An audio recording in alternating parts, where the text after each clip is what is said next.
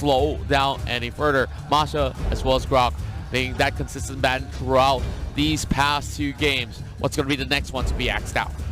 Well, TODAK, they decided to take out Masha. They don't want to first pick that, so Export might be on the chopping block. We'll see if TODAK go for it. I would expect TODAK to leave Export open so that they can first pick it. There we go. They ban out the Kufra. So for RRQ, they won't have the Kufra pick for when their pick phase comes because it's 2 heroes. But for TODAK, they might secure themselves the Export opening if RRQ decides to leave that open. The Kaja was banned out in game 1. We've seen a high loss ban in that second ban phase by TODAK in the previous game as well. I don't think that they should ban away that high loss. They can pick it for themselves right here, right now. Or even better yet, secure high priority picks like the Export, which definitely is a better choice to actually play than that die rough. So they're definitely spoke for choice right here. It's either they go for that sort of fighter on the side lanes, or even secure some high priority mage. And Harif still being left out in the open is definitely one great choice. Same goes to Esmeralda as well. But we can slowly go down the list as well, because we usually see all these teams locking on the tanks first. So if they want a high loss, they could go ahead and do so.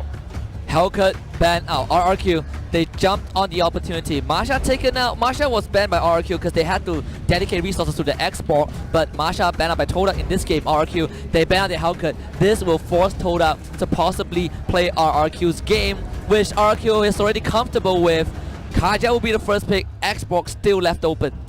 We are RRQ, Viva RRQ fans, all on the top side, just waving their flags all over the stadium. Now, of course, mentioning about that sort of a draft right here, Kaja being the very first pick, of course, it's going to be pretty tough to actually deal with this. So I'm looking at the rest of the members of RRQ slowly thinking, how exactly do they want to negate getting Divine Judgment away in that sort of sense? Well, we've seen, I believe, Evo's Legends, when they went up against 10S Gaming Plus, they actually was it 10S Gaming Plus? No, not 10S Gaming Plus. I believe there was a game where there was a Kaja present in Group D, and Evo's Legends went 4 Purify. 4 Purifies. Yeah, 4 Purify. Well, they could get even more pure than that with 5 if they really want to. But now, heading in towards that 2 picks here, we see both the Akai as well as Export being taken up as well. So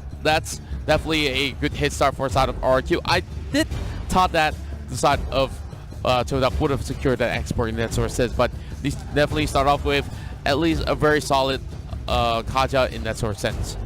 Yep, and for the Export, I think because TODAK, they're now focusing on the Kaja pick, right? Due to the fact that this Kaja will allow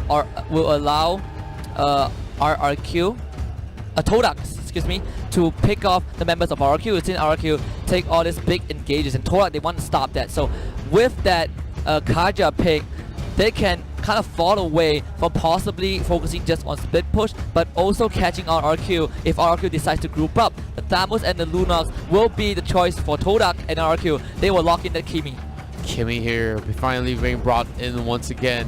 While I do like that Moon is currently eyeing to pick up that Lunox in that sort of sense, because there's a couple of times that we see that Lunox really popped off really hard. Now, heading into phase number 2, they have about 30 seconds right here, and I'm looking at marksman options, and Granger is currently my favorite marksman with really great high win rate ratios. Yeah, we actually didn't see much Granger yesterday in Group D. I believe the only team that played Granger was Vote from Russia.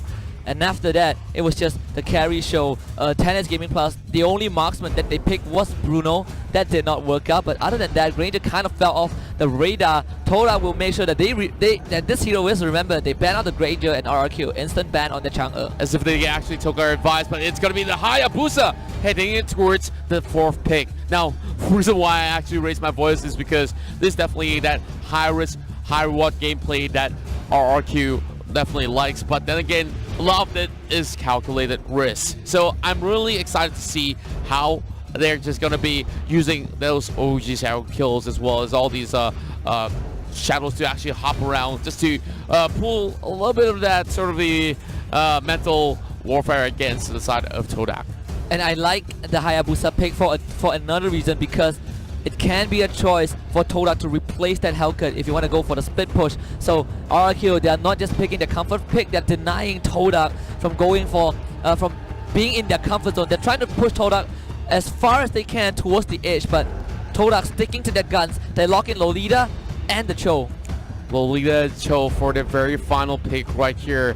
And I do like the fact that there is a little bit more of that breathing space for TODAK this time around, skilling a whole lot better in that sort of sense. When they could definitely go in with a pickup with the Way of the Dragon as well, but RQ here, I do like how they responded. Yeah, the final pick from RRQ, and this is going to be a different game for both teams. TODAK still trying to retain their identity, but RRQ, they want to strike back, and they want to go for those heavy fighter lineup. You see the Kimi, you see the Export, you see the Hayabusa, and I believe the last one was a Ruby for RQ. Well, I definitely see that RQ always fills us up with a whole lot of surprise. We're talking about the Kings here, who likes to actually set the tempo, set the meta, and set the pace for everyone to follow.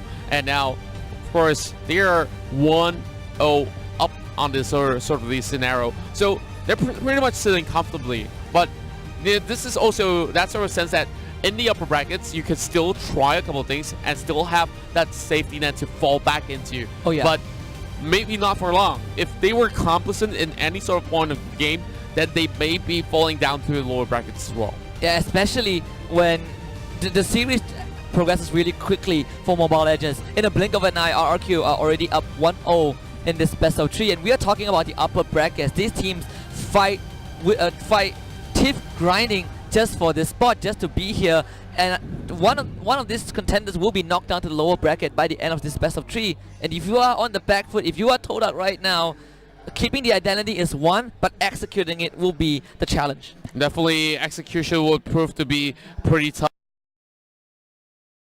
One of the best the world has to offer in that sort of sense. Both TODAK as well as RQ has gained a whole lot of all the support coming in, not only from Malaysia, but the rest of the world on how beautiful they actually execute all of their sort of the drafts, all the way down to the macro and micro play.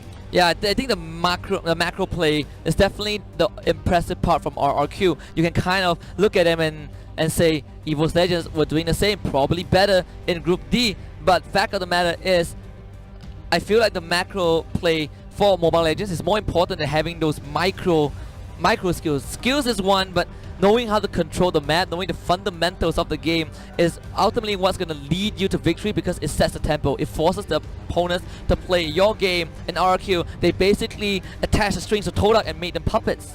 That's true, and this is where it really separates pro players from a bunch of ranked solo queue players who are possibly chasing for those stars, where they really know what exactly to do to actually make all these sort of sets to actually bait people out and follow their sort of a way of play. And this is also that sort of fact where they really have to also find a couple of all those mistakes to actually punish, and RRQ are ruthless at that. The moment that you commit one flaw, they will find that hole and they will dig it deep and, of course, bury down their enemies in the ground. Yeah, and well, to say it, maybe not TODAK, maybe it's TODAK, maybe it's no. Game 1 was going down that direction, but TODAK with the Cho and the Lunox, two of their comfort picks. They're getting back into the zone. They eliminated the Dyrop after feeling that Dyrop was ineffective. Maybe Game 1 was a warm-up. Maybe TODAK are the slow starters. They need time to warm that engine up to get it revved. But RRQ, you look at the draft and you would think to yourself, the split push might not be the option to go for because of the presence of this Hayabusa. And now that we're having that Hayabusa coming in, it's going to be an effective split push for members of RRQ. Well, of course, I might say too soon, as TODAK could also try to punish him as well while he's laning and try to negate as much of that sort of a roaming coming from that Hayabusa. That's definitely going to be something that's really important to factor in, because if he gets that free roam, he could easily assassinate anyone over on the river. And now it's time for us to, of course, have a bird's eye view on Asiat Arena as well as the players who will be playing game number 2.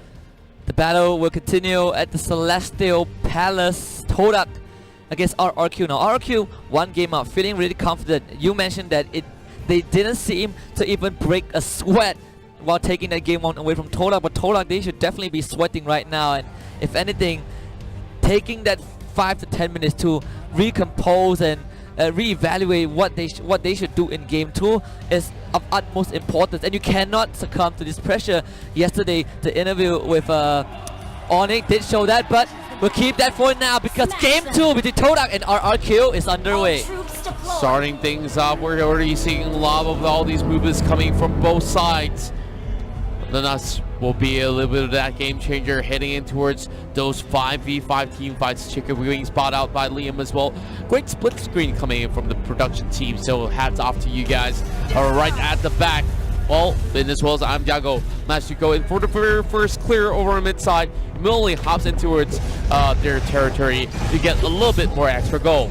Yeah, it's impossible to match the push of Xbox plus Kimi. Flamethrower plus Gatling gun, way too fast to deal with. But again, Hayabusa, you have the Archive sticking with him, so Sin is gonna have a pretty decent lane compared to this Lolita Chill. X-Ray tries to go for the counter jungle, but Lemon is there, and that is the problem right now. TODAK, they can't stick to the same exact playstyle because RRQ, they are pressuring this solo lanes. They're not even caring about the middle lane. Middle lane was left wide alone because they want to make sure TODAK cannot split push. Yeah, for the side of TODAK here, they're also trying to actually go in for a couple of those steals, but to no avail for TODAK. They're slowly just roaming around like headless chickens. They're not really securing all too much, while we're looking at a little bit of that goal, of course, laying towards RRQ, but it's too small to even call it elite for the time being. While Liam being a really good scout here across that river, just slowly moving in and out. Same goes in the Nas as well. Well, Chiku slowly getting that boots here for a little bit of that roaming potential as we see Vin already on the move as well. And I like what RRQ is doing. They're playing this 1-2-2. They make sure that that solo laner can deal with damage, while the other two duos walk around, create havoc across the map. But X-Ray, he's the first to hit level 4. Lemon getting jumped on, trying to get away, does get the stun out, and he dashes to safety. X-Ray not able to convert that into a kill. Well, X-Ray still a bit far from that sort of scenario to actually secure themselves that first blood.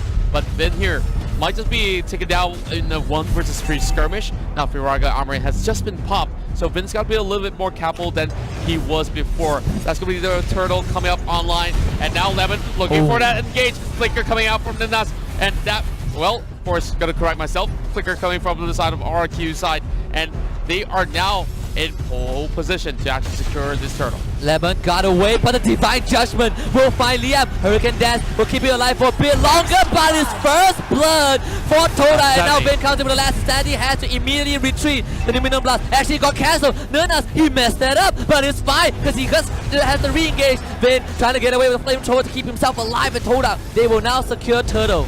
I just love how they are playing this one with a solid way of just hitting it in towards that jungle to invade. E1 now, of course, taking a little bit too much of that overstep, and they will have to fall back. Let's have a look into the replay, brought to you by U-Mobile. And Liam was definitely caught off guard with that perfect Divine Judgment, pulling him all the way back into his team. Yeah, props to E1. He was 0.5 seconds faster on the trigger finger. He caught Liam mid through that 1,000-pounder, and he just dragged him back to the rest of TODAK.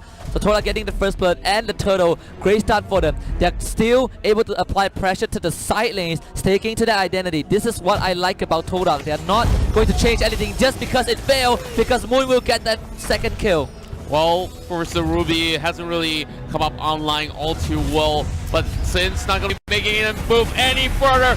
Wow, what a beautiful Hurricane Dance that was, and that kill will be channeled in towards the side of the Hayabusa. Immediately TODAK, whatever time they can find, they sacrifice a body for a turret. Perfect, the flicker right in. Chiku found the way of the dragon. Liam goes down, one killing spree, and he will find another one. Double kill for this Lunak. TODAK, they lead by 4. As they go on the killing spree, we can hear the crowd go frenzy, and now OG channel kill. replay for one. Let's get back into the game. We're seeing a little bit of fight, but of course, there was a great kill heading in towards the mid as we hear an unstoppable force coming in for RRQ. Who needs the replay when the live action is just absolutely bonkers? Lunox less than 5 minutes in, 6-0-0. Absolutely monstrous. It's going to be a really big threat to RRQ, and TODAK flipping the script around. Maybe they've woken up. I've talked about that Wonder Kid food, Turtle and resurrecting now soon. he is coming up online and showing what he's made up here. He's going for a chase as well. Divine E1 trying to Judgment? land that Divine Judgment a little bit way too far, my friend, as we'll be taken back for a little bit for now. Now, of course, so safe for us to actually have a look into what's going on there as Liam gets pulled back. Well, Ninas is on the other corner as well, but Liam has already flickered away, and Vin will not commit, as we'll see one more kill in the hands of TODAK. TODAK absolutely massacring RRQ in game 2. The Kaja priority, perfect. All they needed was the Divine Judgment. RRQ, they are eyeing on this second turtle. Sin waiting in the wings. Vin being distraction, but E1 goes on scouting duty. Sin? Goes in, kills the turtle, and he gets out. Rex, Waco, Keon sneaking this one in. And wow, we talk about ninjas. And this one literally did his duty. That came in like a shadow, and he just disappeared. RRQ with that turtle will be able to stall the lead from TODAK. We talk about TODAK, 7 kills to 2. You can look at the goal graph though. RRQ, they're pushing back, they're retaliating. Luminum Blast is out, but immediately flicker from Lemon to get out.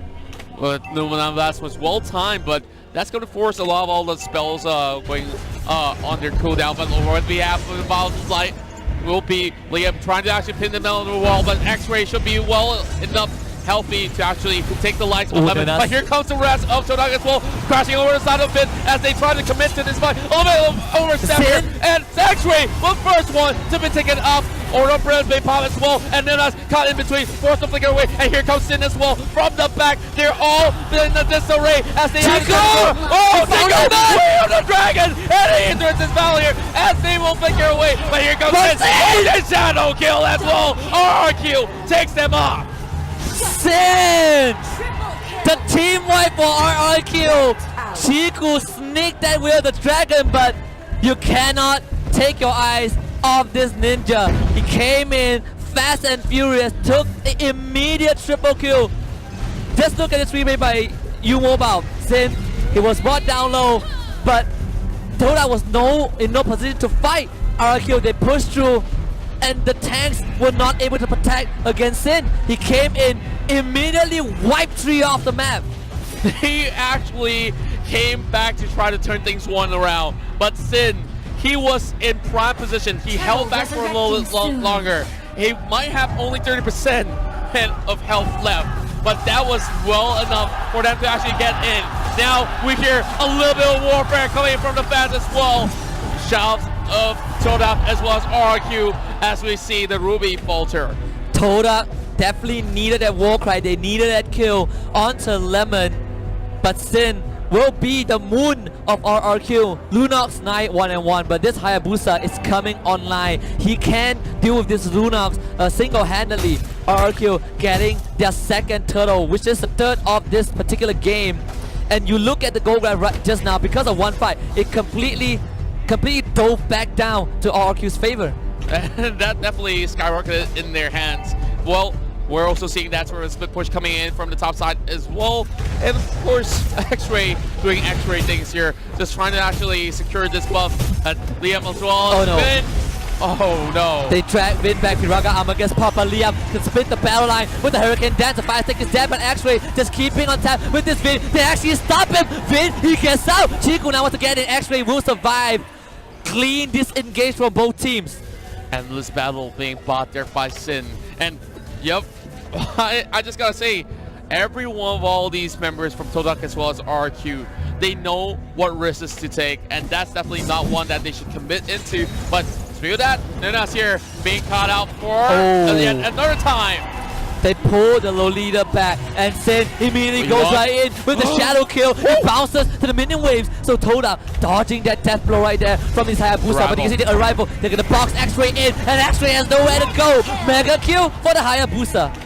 I just love how Liam comes right in for the arrival just to pin them to the wall, negating some of all these members useless, but in that sort of sense, only one, and that will be X-Ray. And that's definitely more than enough. Last Insanity coming out, save goes to Order of Brilliance. They're diving right in, but all they needed was the tower, and they will back away for the Lord. They immediately force out the Order of Brilliance from this Lord so that TODAK will not be able to fight, but 10 minutes in, the Lord has spawned. RRQ immediately congregating at that area. Kimmy on guard duty. I am Lemon on guard duty as well. They know TODAK desperately need this to hold on, and they are not afraid to stand their ground. Nanas, again out of position, has to charge away. We're already looking at RQ setting up shop as well, as we see Sin, of course, doing a little of those dicey moves. Liam, once again, pans people off with the Hurricane Dash. Paya tries to pull him away, and now one more fatality coming into this battle here. It's going to be Finn fronting the fight, but that's all that they needed. Just pick-offs, pick-offs, and pick-offs. And without that Cho, they might just have less chances to secure that Lord. Yeah, and actually trying to find a way in, not able to get that. Divine Judgment was used on Liam, but they were not able to convert that into a kill. So RRQ have full control of the entire map. They can do whatever they want at this stage. TODAK again losing Chiku 0-3. This Cho has not shown the effectiveness that we need. He got a great kick in that previous fight, but because Sin came in and wiped the entire TODAK, it didn't really matter. The goal graph now is painted all red. It coalesces with RRQ's national flag. The Lord will be started down to 30%. TODAK, they need something to happen. RRQ, they're gonna take it slow. Warp the Lord for now. Make sure that TODAK goes zone out. Chiku, too late to the party. Lemon now. Looking for the engage. Chiku managed to dash away, but the flip they caught Chiku, and Chiku will be made into a meal. He just get out though. Then last Sandy, he's gonna fry Chiku with that flamethrower. Meanwhile, Sin going crazy. Unstoppable goes in with the shadow. Nuna's a bit stunned up, trying to get away, but Liam pushes him back, and the rest of TODAK into the wall. E1 managing to get out with a still bell, but X-Ray keeping the team alive. Two down. They need two more. They need to do as much as they can. X-Ray will be taken down. Maniac for RRQ, and it's up to Chiku to keep TODAK in the upper bracket. And they're not going to give away a salvage so early into the very first series of the game, but they're crashing in towards the bottom side. This just might be the fate being sealed, and now Kings of Kings, RRQ, Rex Riku, Keon will take game 2, and they will be well on their way and towards the upper bracket semifinals. TODAK came in on a riptide. RRQ was a tsunami in the first best of 3. Absolute destruction. They gave TODAK no room to breathe, no space to move, and they strangulated our Malaysian representatives. Rex Riku Keon has held the Trident, and they controlled the ocean, forcing out the Swordfishes, TODAK, and the Malaysian crowd. Now, having a little bit of a moment of silence for a while as they see a little bit of that moment of defeat for their favorite team. But all hope is not lost. There is still the lower brackets for TODAK to play this one out. And here we go. Players of RRQ. Viva RRQ. Well, a little bit of showing of sportsmanship as we are seeing both sides having great chances still to try to secure that title that's definitely on top of the stage. And this is the very first time that we are seeing that grand trophy being unveiled. Oh yeah, I absolutely love the design of that trophy.